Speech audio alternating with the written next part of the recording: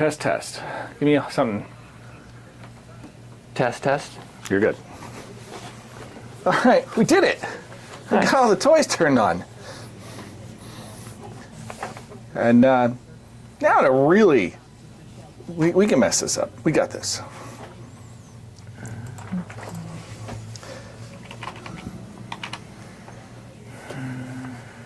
Oh man, we're shortening this show today. It's start time of like 4:06.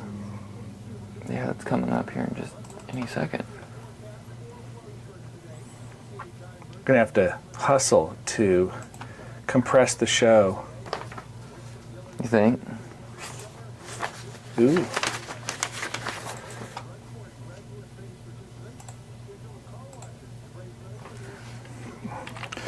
I think.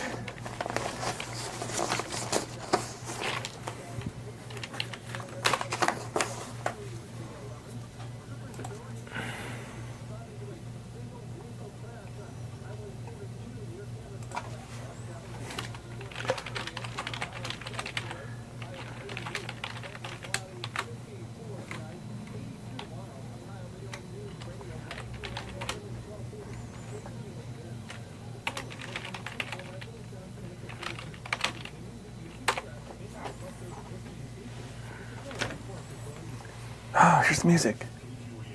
All right, we're going to do it. Oh, I should turn up the volume on the board, too. But I'll make me a little louder than you, because I need the help. No, you do.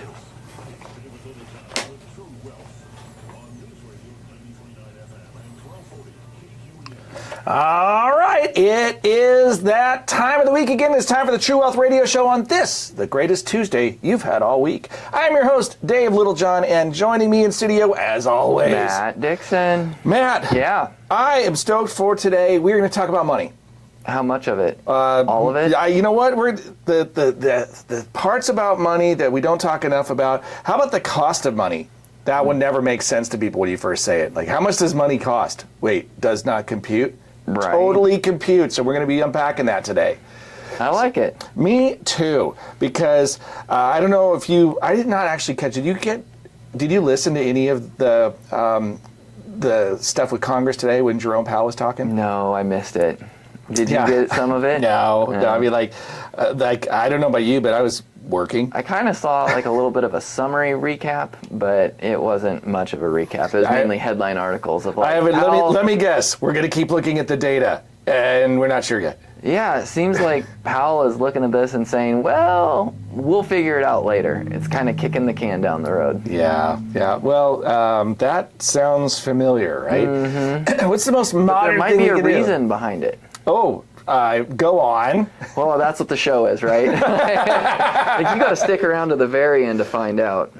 Yeah, so if you've never listened to the show before, welcome. True Wealth Radio Show, where we talk about basically all things surrounding your money. Of course, we're big on the game of more being the wrong game to play, right? If you're trying to play the game of I just need more, you'll never win and you're going to be really unsatisfied. So that's why we talk about true wealth. It's going to include the stuff that really moves the needle in your life. So, but money's part of it, right? It is part of it. Money's how we trade our time. Yeah. Right? I think the memories, the relationships, the experiences, those are the things that are going to really matter. But oftentimes it takes money to do it, so we don't want to be bad stewards, right? Correct. Okay, so with that as the backdrop, we're going to talk a little bit today about how money gets priced and why you care. Yeah. Okay, you probably, if I were to sort of, for our listeners, if you're going, what do you mean by how money is priced? This happens a lot, although you may not deal with it very often. Is it because like the availability of money can change? Is that kind of the angle you're going for here? Part of it is that. I think if we really wanted to look at it, it's how the market is determining risk. Okay. Okay, like invariably, what happens is if you're going to take on a risk, then you need to be compensated for the risk. Okay, but risk is associated, like cost of capital is actually a calculation of risk. Right? It sounds weird, but remember, sometimes in the financial world, we will use terms that they sort of like, one word has lots of meanings. Risk has lots of meanings. Okay? Yep. Capital can, I mean, largely has the same meaning, but sometimes different contexts give you different implications, right? And so today we want to talk about, but let me start with first something. It's not even in our notes, but it's just a good way to help people understand the cost of capital. Exchange rates, right? If you think about, hey, if I want to go into a different country, how much does it cost me to exchange one currency for another? Right. Why does it change? Why is it that it's not always the same, that the currencies are just, well, this is just what the exchange rate is all the time? Well, if you feel like a currency is more risky, right? Like some stuff is going on behind the scenes with that government, for example. Maybe you're like, well, that value of that currency might be a little less than it was a couple days ago because that country just went to war that they can't afford. Sure. So it's the idea that things are not static across borders, right? Different economic outputs create different. Now, here's the simplest illustration. Anybody ever done like a group project in school? Yes. Right? Yeah, and if you get a group project that's got more than about 5 people in it, somebody isn't doing anything. Right. Right? They're just going to kind of hang out and let everybody else do all the work. And the people that want to make the grade, what do? They bust tail and they make sure that they get the grade. And somebody comes along for the free ride, right? Yeah. A little something, I think it's called the social loafing theory. Okay? Maybe I'm wrong, but it sounds great, doesn't it? Yeah, it does. The social loafers. Ugh. But what happens if you have differing productivity in a country, right? If we had different productivity in a business, right? Hey, I could hire 2 different people. One of them, I pay the same either way, but like one person can do twice as much as the other person in the same amount of time. Are they worth the same? Right? Now somebody out there's going, well, how do you value a human life? And then I want to slap you, right? Because I'm like, you did that on purpose. You're not playing the game. It's kind of what Elon ran into when he bought Twitter, right? It's like, wait a minute, I've got all these employees, and if I fire 60% of my workforce and the job still gets done the same. Yeah, right? And so there's all kinds of implications. We're not going to go into that on the show today, the squares rule and the Pareto principle and some other elements of that are kind of novel. But the point is that there's a reason that exchanges are like that. Well, guess what? If one person is less reliable than another person, they're riskier as an investment, or they're less valuable as an investment. So we're talking about exchange rates. We're talking about global economies, policy. You can have everything from different birth rates to productivity rates to proliferation of technology to the way that the government allows or disallows things to happen in the economy. Right? So there's a lot of things that can make for differences in production and output. And didn't the U.S. just see a downgrade on its credit rating? Right? Yeah. And so this country's taken on a ton of debt. The balance sheet doesn't look great. And so the creditors are looking at that and saying, well, this is a riskier investment. Yeah. What's the probability that I get paid back? It's still really high, except that maybe the currency value isn't as good in the future. So how does the market make up for that? Several ways, but one of them is it will change the currency exchange rate. The other is the cost of capital, which is the interest rate that is charged in the economy, right? Whenever somebody says like, well, how much does my bank savings account make? It's like nothing, right? It's like Pono nothing. Yeah. That's a sign that it's low risk, so they don't have to pay you to convince you to keep your money there. Okay, if they want you to keep your money around for a year, what do? We'll have a 1-year CD. We'll pay you 4% for a year. These are all, hypothetical, kind of grounded in reality right now. So that's the cost of capital to the bank. It costs them 4% to convince you to stick around for a year. So the cost of capital is we buy your money for 4%. Correct. That's also a risk factor now, right? Oh, well, that's the risk that you have to be willing to trade your money for 4% and your risk of getting paid back versus the reward or opportunity that you're going to give up. You needed to get paid at least 4% for that to make sense for you. Yeah. There you go. And that's kind of how capital works. Like that's how we price risk in a very basic format. Now, layer 17 trillion variables on top of it and figure it out. Yeah. Right? Isn't that kind of what we're talking about now? It's like, what about oil? And what about geopolitical risk? And what about the Federal Reserve and monetary policy? And what about banking reserves? And what about interest rates for home mortgages? And what about wealth effect? And what about whether or not there are different regulations from state to state that make it dissimilar in one state versus another for development? And you go like, oh my gosh. It's such a more complicated equation than what people really want to give it, I don't know that it's actually a solvable equation. I think what you end up doing is saying, how many variables are enough, and can I guess at which variables are the most relevant? Well, and the market tries to guess, right? It tries to get out ahead of this, and it's like, well, the Fed fund rate went up, and so then you look at that, and you're like, well, how does that affect this, and how does that affect the next thing? Exactly. And so it's this trickle-down effect, and at the end of the day, that can make like when you tinker with something just a little bit, you can have a huge effect. But it's the butterfly effect, right? The concept of like if a butterfly flaps its wings in China, can it create a hurricane on the other side of the world? Yeah. Okay. Well, and if you tinker with something just a little bit and there's a profound effect, let's think about what actually happened. We had interest rates really low for really long time. Mm-hmm. And then Powell comes along and raises the rates because inflation is spiraling out of control. And he didn't just raise it a little bit. He raised it a lot.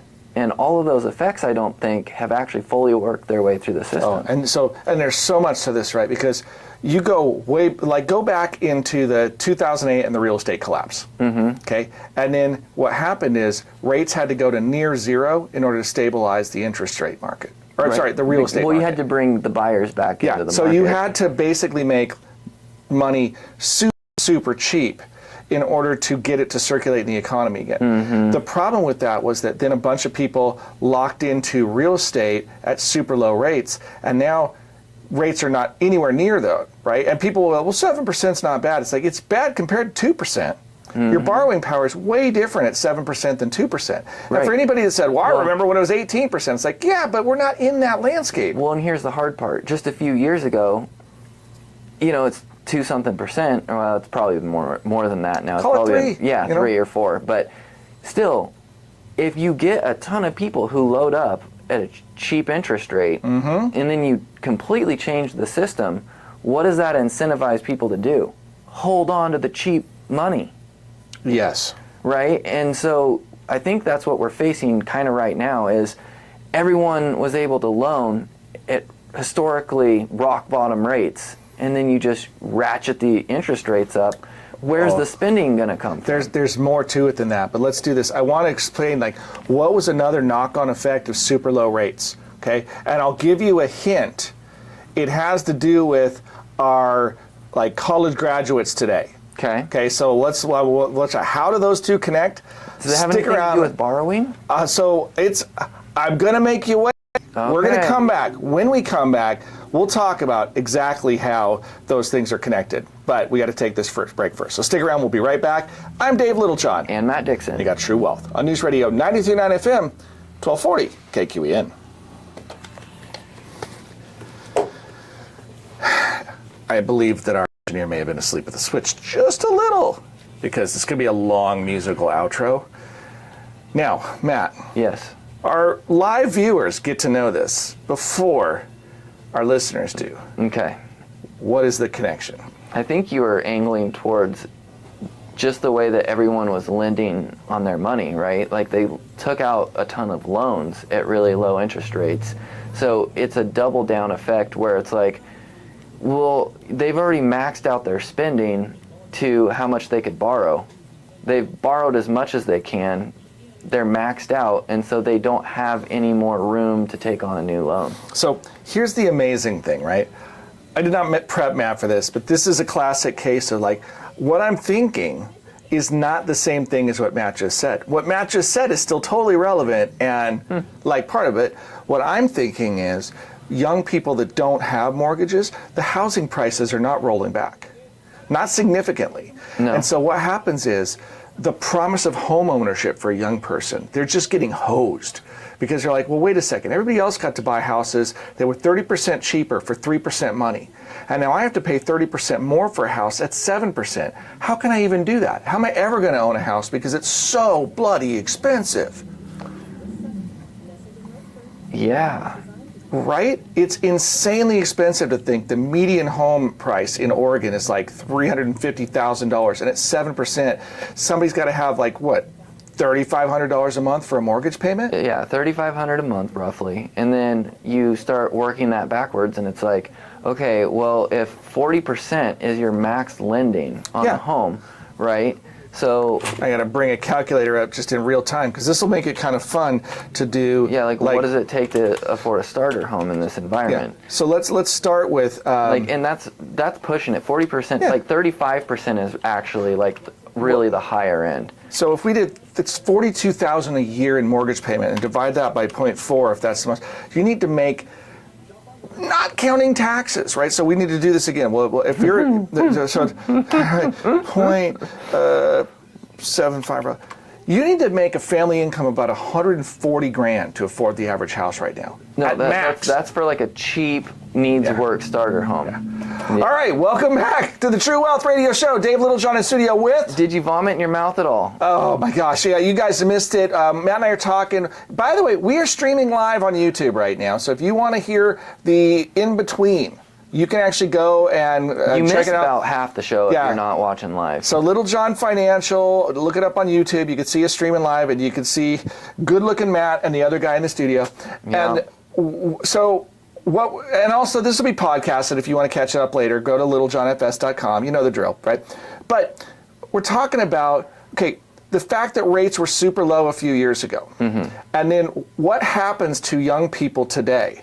Now, first I want to share what you said. Will you tell the audience like what you were telling me, like you thought I was going? I thought you were angling at the fact that basically one of the systematic problems is you got this younger generation that borrowed as much money as they could, right? Because interest rates were cheap. And so they looked at their budget and they said, I can afford this much a month in payments. And they took on student loan debt, they took on, housing debt, vehicle loans, and they maxed themselves out. Now that the rates have gone higher, they can't afford to borrow any more money. That's where I thought you were going. Right, but I wasn't going there. You were going somewhere completely different. Which is fine, because I think what you're saying is there's probably some real truth to that. I don't know that everybody maxed themselves out, but the problem is what it looked like to max yourselves out then versus now, you could be underwater, because if you max yourself out and then any variable rates went up on you, you're really in trouble, right? Because now your person who had a payments variable rate loan, oh my gosh, right. You're just getting pummeled. Here's my issue. I look at housing and I say, over the last 5 to 7 years, houses probably went up 30, 35% in price on average, right? Maybe more. I think that it close to doubled. I know, like the house we bought, it's doubled in Some price. houses went up extravagantly, but let's just do the simple math on this one, right? Let's say that like average house price went from like 180 to probably like 350, 360. I guess it did double. It doubled. So if you have a $360,000 house at current mortgage rates, right? First of all, you got to figure out how to put about 20% down or find a specialty first-time buyer program, right? Right, so come up with what? 30? Let's say like 5% down even. You still need to come up with 20 grand almost. Yeah. Right? Well, and almost no one's doing 5. 10's kind of the minimum. So just factor, So yeah, you got $36,000, and then realize that you're going to have a mortgage payment of around $3,500 a month, right? So that's like 42 grand a year. We just did the rough math. If you're in about a 25% blended tax rate between federal and state, you're going to and you're spending 40% of your income on just the mortgage payment, right? You need to have at least $140,000 worth of family income to even come close to sustaining that, right? And I think median family wage in Oregon is something like 66, 68 grand. Okay, so the dream of home ownership is being shattered in real time because home prices didn't roll back and interest rates went up. So buying power went way down while home prices are way high. And we have all these structural problems in the economy. Why I say structural? Look at how much it costs for building permits. Look at how much it costs to put infrastructure in to just prepare a lot to build a home. Yeah. And then look at the cost per square foot to build it.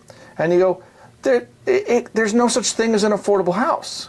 No, I mean, when the cost to tap into a sewer line is 10 grand. Yeah. And then, the cost to tap into a water line is another 7 grand. It's like, you almost have $20,000 just in some fees to access the thing. And so it's like, you're not going to build a home without putting 80 to 100 grand in just on the pad, the utilities, and the electricity. Yeah. Now, what I'm is happening? gonna say something really brutal. That's kind of, it's like aimed at people. There's a group of people out there that says, "See, this is just proof capitalism failed," right? And I'll go, hold on, right? Because I don't think there's another like monetary economic system that's going to be superior to it. What's failing here is the disconnect of all of the various parts that all put protective moats around themselves, and then it's the compounding effect of that, right? You can't have every organization trying to maximize profit and then using the government to mandate it, right? So that there's no competition and it's a mandatory deal.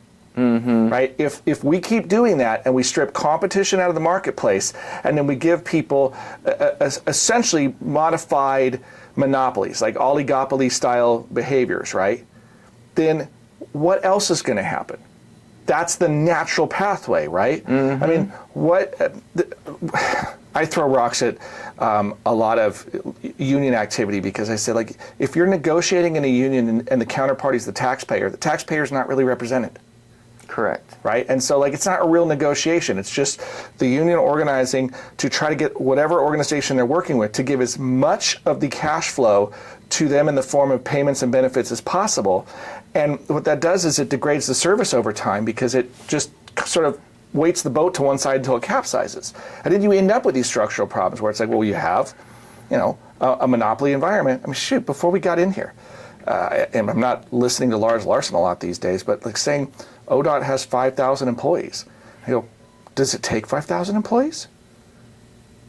Like, really? Right. That's a crazy number. And that's 5,000 employees. Because New Zealand employed, what, 600? It's the nature of where everybody's like, yeah, but I want this job where I've got all this security and the taxpayers funding it. And I go, but we're choking ourselves. Yeah, I mean, this state's running a massive deficit. And it's not just Oregon. So many states are doing this. I think even worse. And and of course, it sounds like a complaint fest, right? I don't mean to degrade into a complaint fest, but I mean, let's not throw rocks at the system like the system failed. Parts of the parts of the system that don't have natural competition are failing, right? That's the problem. If you don't have price discovery and competition in capitalism, it breaks. Right? You have to have competition and you have to have price discovery. Same problem in medicine, right? How can you expect a doctor to help control costs if they don't even know what it costs? They just know that if I don't do this test, I'm liable for it, so I have to control my liability, so I'm doing the test, right? That's where they're at. And I don't know what it costs. So it's like the Las Vegas mini bar for the doctor performing medicine. Right? I love that analogy because Vegas is notorious for like, sure, have anything you want in there. And then they bill you afterwards. They don't tell you what it costs. You just know after you took it that it's going to cost a lot. And then you're like, oh my gosh, that was a $13 bottle of water. Wow. Right? Right. So that's the issue. If you don't have price discovery, it's not a natural market. Well, and I think all of this kind of wraps up into, we've seen inflation be really pesky, right? Like, stuff like what we're talking about is inflationary when you have a ton of government jobs and the wages are really high there. You start adding it all up and it's like, well, you got to kind of feel bad for Powell in a way, right? Because it's almost like he's been put in a corner. You've got inflation that's over isn't it 2% the target?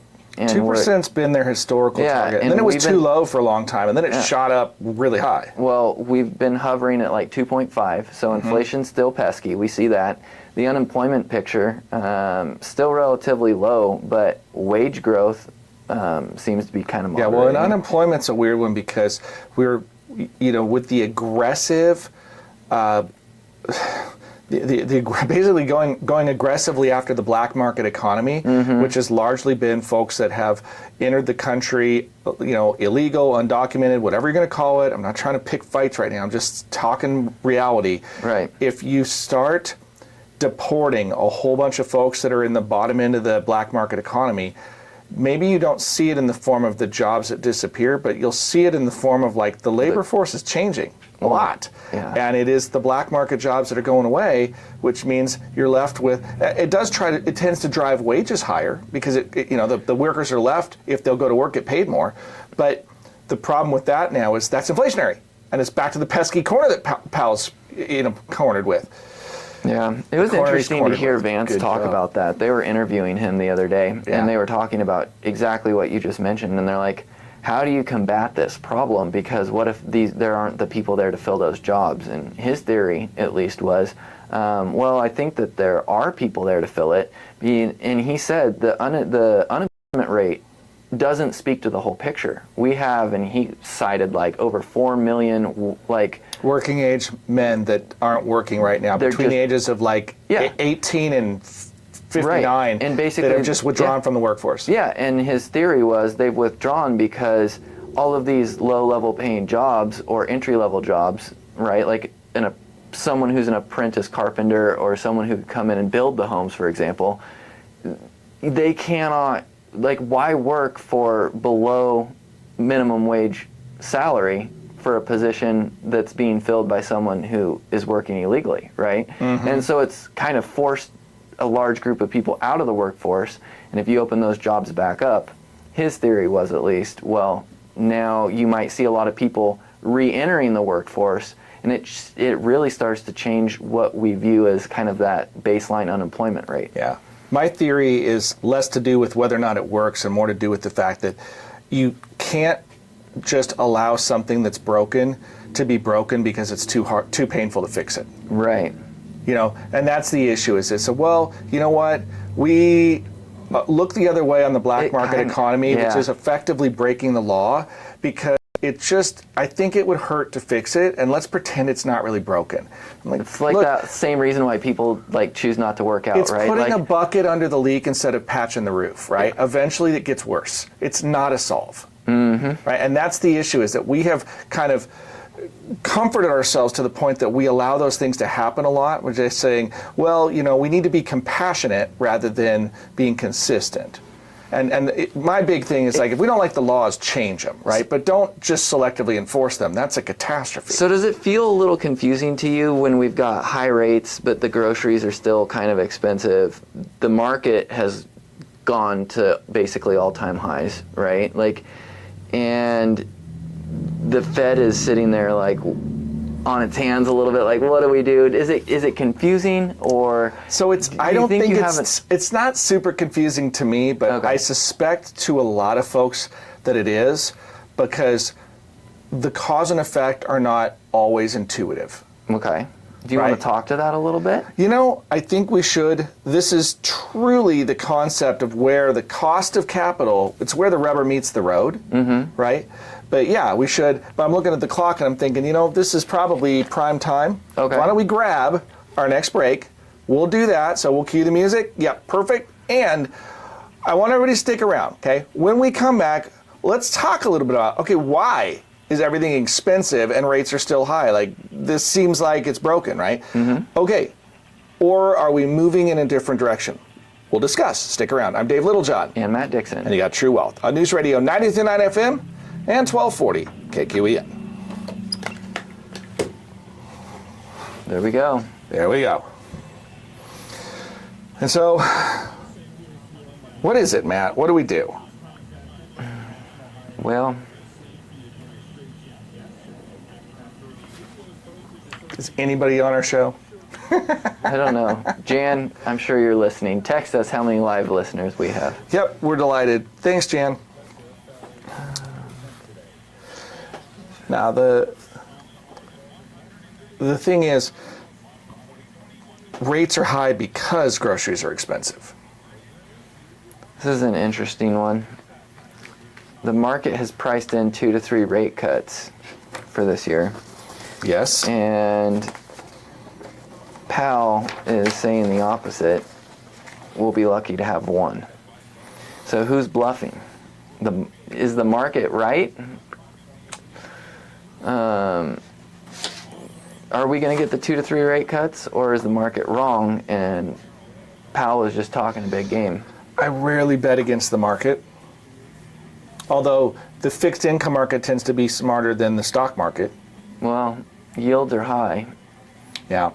So yields suggest that we're going to have continued inflation. And very few rate cuts. So the market is siding with Powell. Well, interestingly enough, rate cuts do not define yields. The market does, right? Powell could cut rates to zero and the market could say no, right? Why do you think that is, though? Say that again. So the market... Powell could cut rates and the market could still drive rates higher. Yields higher? Yields, sure. I mean, the yields rates, I was sort of using them synonymously, but either way, like you could see the yield curve get steeper. The 30-year Treasury could go higher. Just because no one's taking on the risk of the bond itself. If like the if market people aren't lending, if the market doesn't believe it, right? Then the Fed cannot control what someone's willing to encumber their money for. it's true, and I think that's why we've seen mortgage rates stay high, right? Like we did cut, and mortgage rates went higher, and it's because of how did the consumer allocate their money? It's the supply and demand and the risk of making the mortgage. Correct. Right? The Fed saying this is the rate that we're going to have banks charge each other is a regulatory move, but it's not something that, I mean, it influences the market, but it doesn't compel the market. Right. You know, and so that's a key thing. And I don't think a lot of folks understand that. They just think that if they do it, immediately we will see the result of it. And it's like it doesn't technically have to move. Yeah. Yeah. It largely does. Right. Because the Fed has some influence over the short end of the curve. It just, you know, if the Fed lowers rates, but mortgages don't change, your behavior doesn't change. Would you have ever have guessed back in 2022 that the yield curve could be inverted for this long? That's something that's wild. It's been how many years? Well, you know, the funny thing is, hey, welcome back to the True Wealth Radio Show. So Matt asked me the question. During the break, yeah. Yeah, during the break. Like, can I believe that the yield curve's been inverted this long? It was inverted for quite some time before 2008. Yeah? Really happened. Yeah, it was months before everything kind of rolled over. How long has it been inverted this time? It seems like multiple years now. I don't know if it's been years or not. Definitely been more than 12 months. Well, I will say that the aggressiveness of the inversion of the curve has been kind of a tricky one. Like, it wasn't badly inverted. I know that now we're kind of splitting hairs here.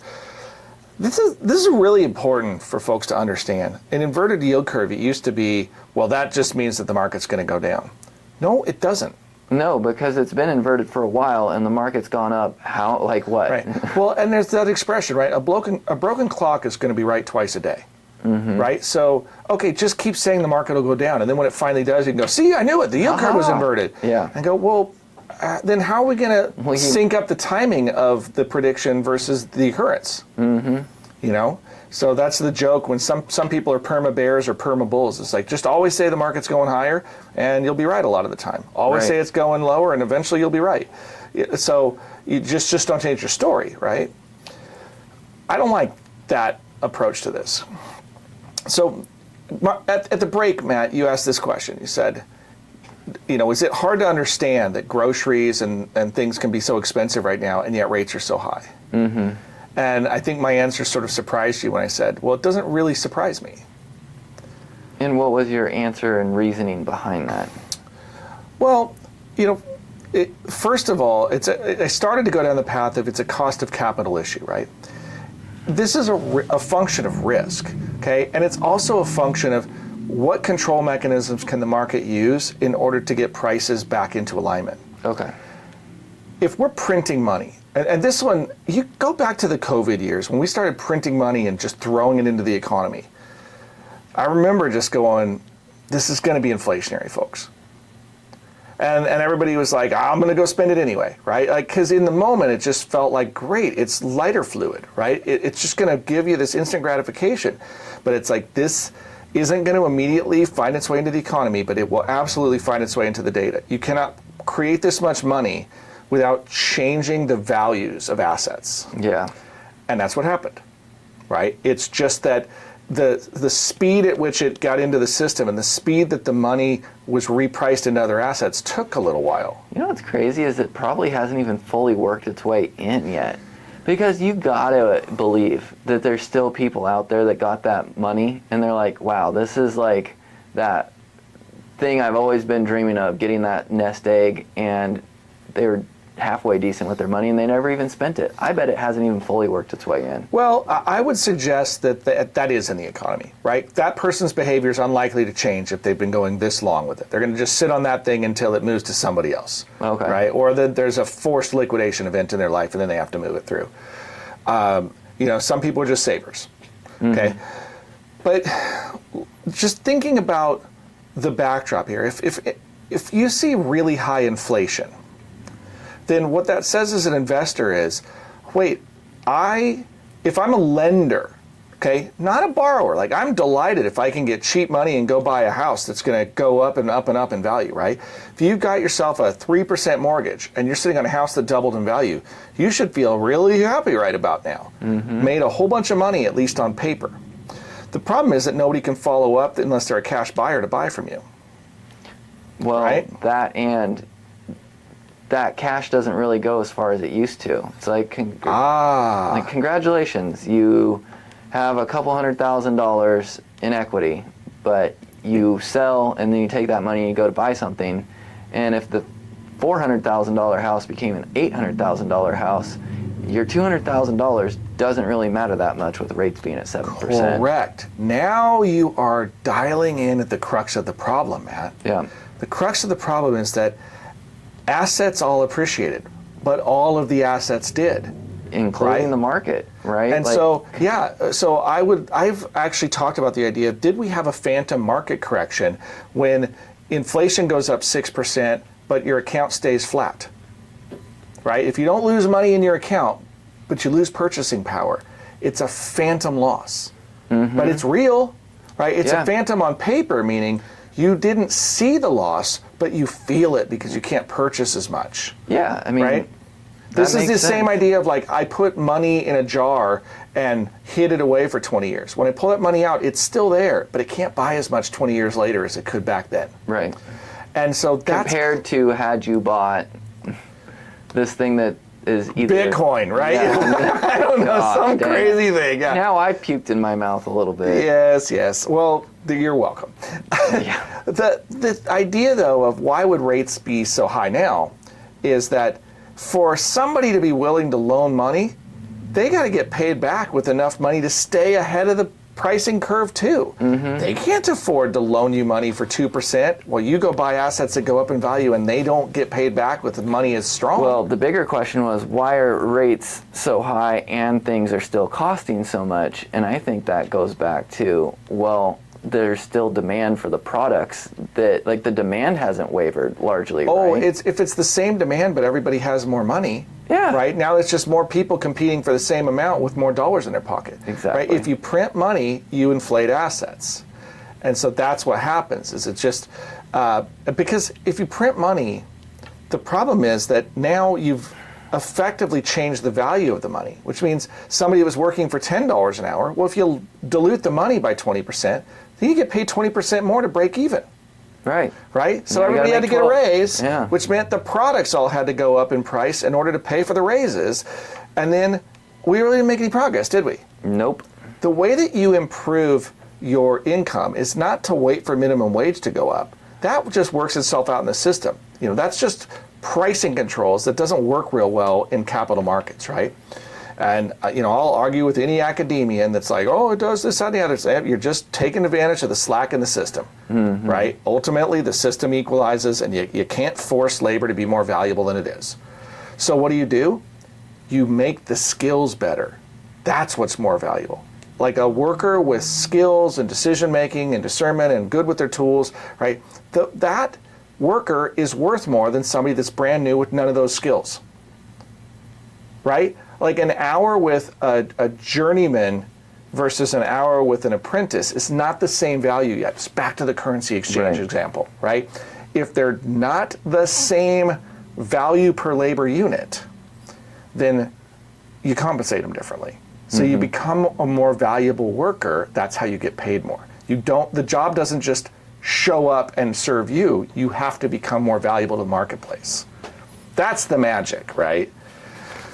So anyway, back. I know we're kind of off the path of the inflation concept, but Yeah. isn't that really what's going on? It's like if you print money and throw it in the system, same number of people, everybody has more money, chasing the same number of goods, then the price goes up, right? Why did houses go up? There's actually because there's not enough houses.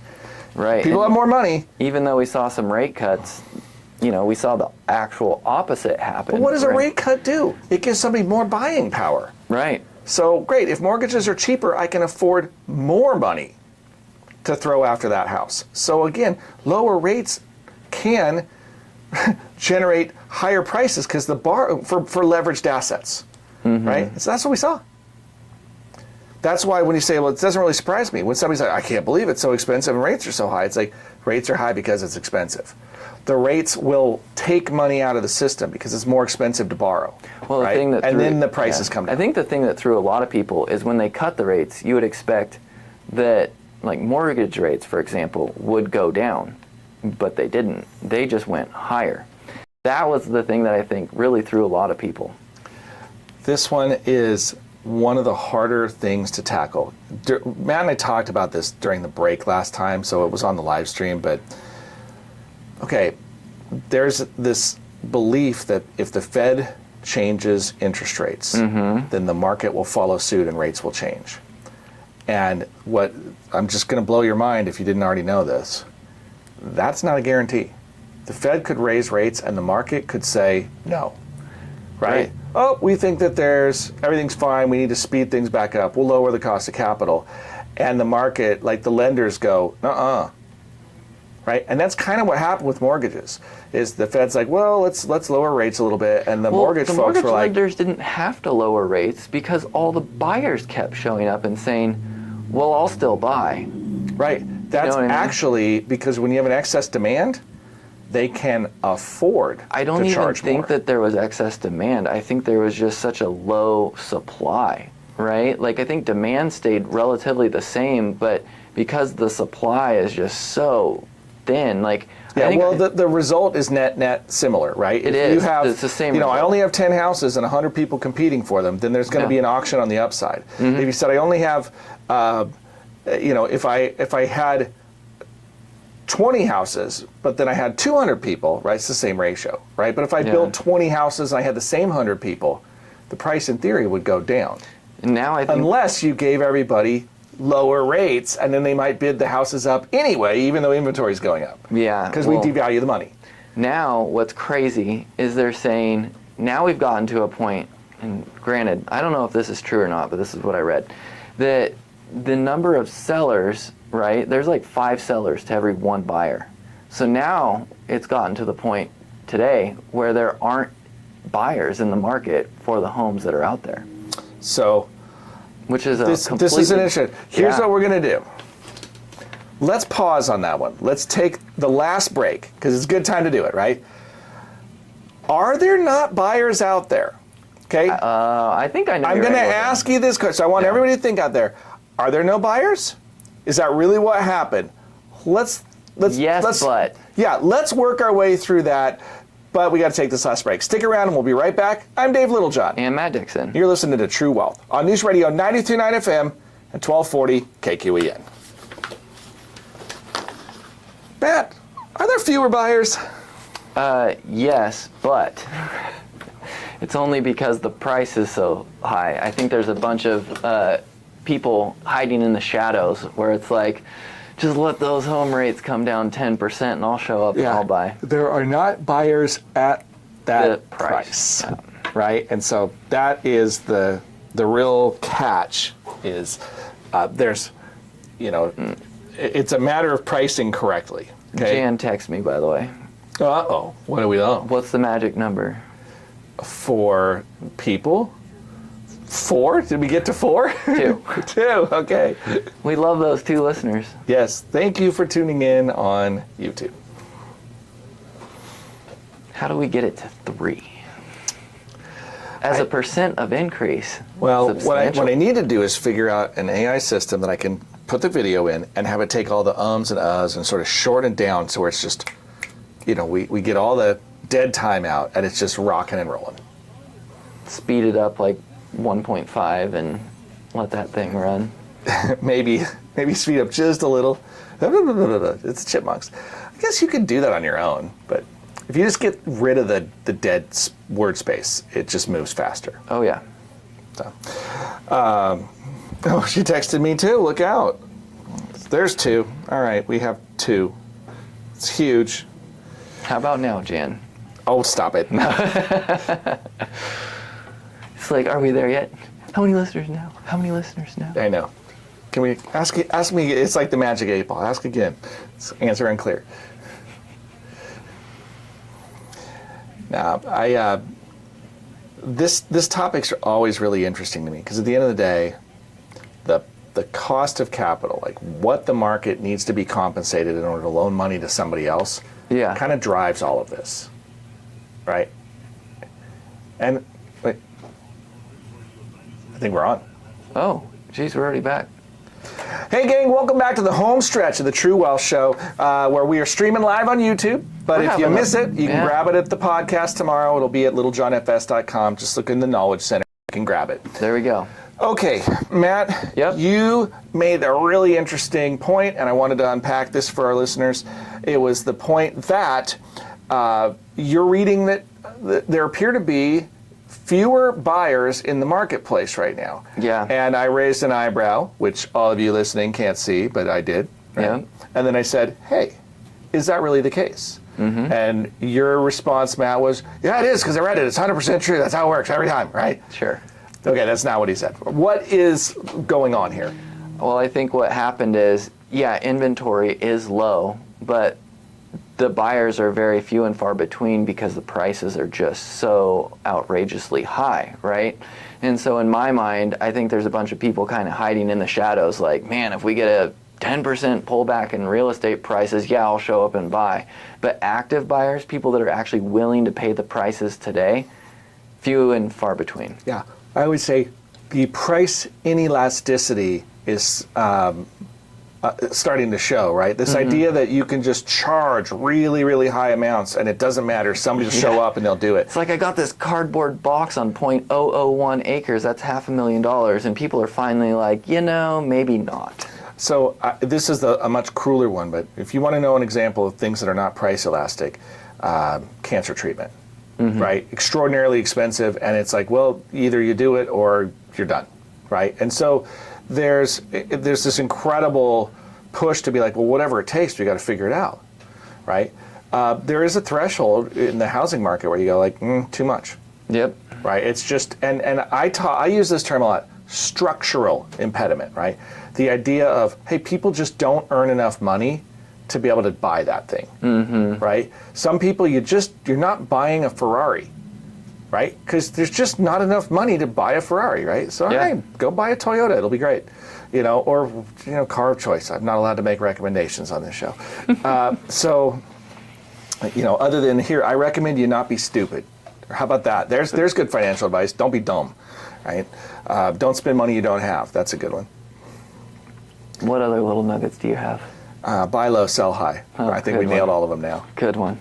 Don't give more to the government than the law requires you to. So there's more, but we only have so much time. Yeah. So, okay, I like to leave our listeners with a few important, like what are some things that we can take away from today's conversation? Yeah, I mean, Right. I think that one of the things is, stuff is moving and it moves rapidly, right? And so you got to be kind of watching, right? If you're managing all this stuff yourself, if you're managing all of your own financial decisions, you kind of need to be in tune with what's going on in the world. And if you don't have someone, or like if you don't want to do it yourself, at least get an opinion on like, are you headed down the right road? Yeah, there are so many different strategies for how to manage the money on this one. I think there's other things that people need to consider too.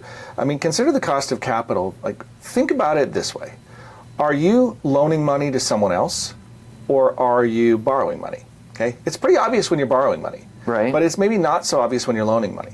Like when you put money in the bank, you are loaning your money to the bank. The bank will loan it to somebody else and charge them interest, right? And they will charge them more interest than they're paying you. And that's how they make their money. Yeah. Okay? And so you have to consider that's a lot of what drives things. When we talk about the cost of capital, it's the cost to borrow and the cost to lend, and how dangerous is it to do either of those? Well, and how will people price that and agree to do the borrowing and the lending? I think a lot of Americans don't really understand their own cost of capital, right? Oh, yeah. Where it's like, you look at the liabilities that you've taken on personally, and what is that costing you? Because if you don't understand that, and then you might have a variable interest rate loan or something, and then you're asleep at the switch, like, you could get buried, right? Like, there are people that are foreclosing on things. Like, delinquency is up. Don't be mistaken, it's up. Yeah, here's another free piece of advice that I think really needs to be considered, okay? The idea that if you can cash flow it, you can afford it. Oh, gosh. I think this is a really tragic mindset that's very common in the United States these days, and it is just this idea of like, well, if I get a raise, that means that I can go out there and if I buy something on a credit card, as long as I can make the payments, and as long as if I get a loan from somewhere and as long as I can make the payments, then it's cool, right? I can go do this. But you are essentially putting golden handcuffs on yourself. And you may be putting golden handcuffs on both your hands and your feet and then being thrown into a river, right? And in that river has a high current and it's dangerous, right? And now you've handicapped yourself in the ability to navigate, right? It's a silly analogy. How far will we carry it? It's not a good idea, right? Correct. And so does that mean you should never use debt? Dave Ramsey would say that. But then he also says, well, you might get a mortgage, right? I think what he's trying to say is... Don't take on liabilities that are going to cost you more than they provide for you. Well, I think just don't take on liabilities, right? Yeah. Like, if you're using any kind of debt, you really want them to be assets. You want them to be appreciating whenever possible, okay? And you want to be very cognizant of the fact that, you doing this is putting yourself in a position where things can go wrong and they can bite you. This is a weird moment in history, though, right? Because you just said, well, take on the assets. I'm almost starting to wonder, like, traditionally, we've always looked at homes like an asset, right? But if you were walking into this market today and you didn't own any real estate and you didn't have a whole lot of money down, are you actually buying an asset? You know what I mean? Like, you have to start asking that question, I think, right now. You really do. If you can go rent for $1,200 instead of have a $3,500 a month mortgage payment that is going to take every penny you have for the next 30 years and you're going to be a slave to that mortgage, I don't know that is an asset anymore. Yeah, I think that rent is a lot less crazy than it's been in a long time. Yeah. I know that there's some calculators that are out there too. We have one on our website if you want to go look at rent versus buy calculators. If that's something that you'd like us to cover in more depth in a future show, we could do that. Just let us know. Send us an email at info@littlejohnfs.com. Right. Or you can send us a text to 541-375-0898 and just say, I want to know about when should I rent versus when should I buy. Okay? And of course we can't ever do the official advice, but what we could do is walk you through, well, how do you analyze the decision? Yeah. And what are some of the tools that are available to you? And when does it make more sense and less sense? Yeah.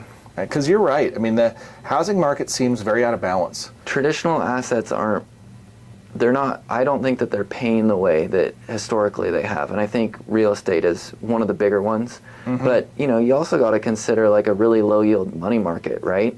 Like if it's paying 4% and inflation, they claim is at 2.5 or whatever, when it's really more like maybe 5 or 6, if we're being honest with ourselves. I'm like, you actually might be walking it back. Yeah. True. Like, let's just be honest about it. So traditional asset classes maybe aren't assets. That's my little nugget. Ooh, that's such a loaded statement. That may be a topic for the next show. Is when is an asset not an asset, right? Ooh, I like that. We'll have to remember that one. When is an asset not an asset? But look, we're really out of time for today. So I want to leave you guys with a couple of thoughts.